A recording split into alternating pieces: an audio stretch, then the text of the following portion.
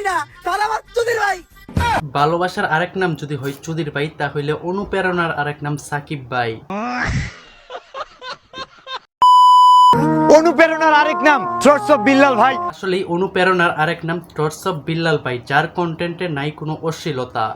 সংসার জীবনের অভাব মেটানো অসম্ভব, যতই উপার্জন করি অভাবের তাড়নায় অন্য শহরে দিয়েছি পারি। চন্দে চন্দে দর্শকদেরকে কাবু করেছেন থটস অফ বিল্লাল ভাই। এখন ফেসবুকে তার অনুপ্রেরণার মানুষের অভাব নাই। কন্টেন্ট ক্রিয়েটরের যাত্রা শুরু হয়েছে আমার থটস অফ বিল্লাল আপাকে দেখে। মায়ের পেট থেকে কেউ শিখে আসে না, শব্দ শিখে বাবার কাছ থেকে। ভালোবাসার আরেক নাম থটস অফ বিল্লাল ভাই, জানি নাকি জাদু আছে তার ওই কথায়। অনুপ্রেরণার আরেক নাম থটস অফ বিল্লাল ভাই। অনুপ্রেরণার আরেক নাম থটস অফ বিল্লাল ভাই। অনুপ্রেরণার আরেক নাম থটস অফ বিল্লাল ভাই। আর এই অনুপ্রেরণার কারণ কিন্তু একটাই, 3 মাসে 44 লক্ষ টাকা ইনকাম করছি।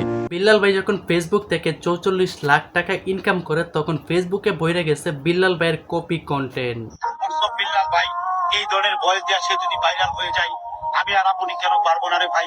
অনুপ্রেরণার আরেক নাম থটস অফ বিল্লাল ভাই। কন্টেন্ট ক্রিয়েশনের জার্নিটা শুরু হয়েছিল থটস অফ বিল্লাল ভাইকে দেখে। মূলত একটা কারণেই পাবলিকরা বিল্লাল ভাইকে অনুপ্রেরণা করে, সেটা হলো 44 লাখ টাকা। এটাই বাস্তব। 3 মাসে 44 লক্ষ টাকা ইনকাম করছি। ইনকাম করছেন ফেসবুক থেকে, এইটা বুঝলাম, কিন্তু এটা পাবলিকদেরকে ভিডিও করে জানানোর প্রয়োজনটা কি ছিল? ঠিক বলেছো।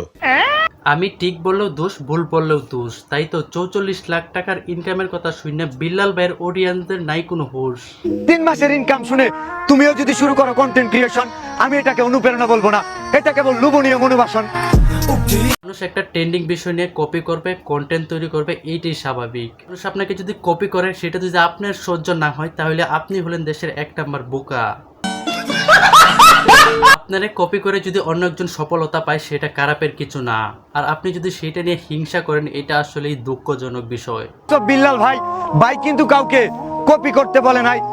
একটা কথা মাথায় রাখবেন, আপনাকে যদি কেউ কপি করে, সে কিন্তু আপনার মতো কখনো হইতে পারবো না।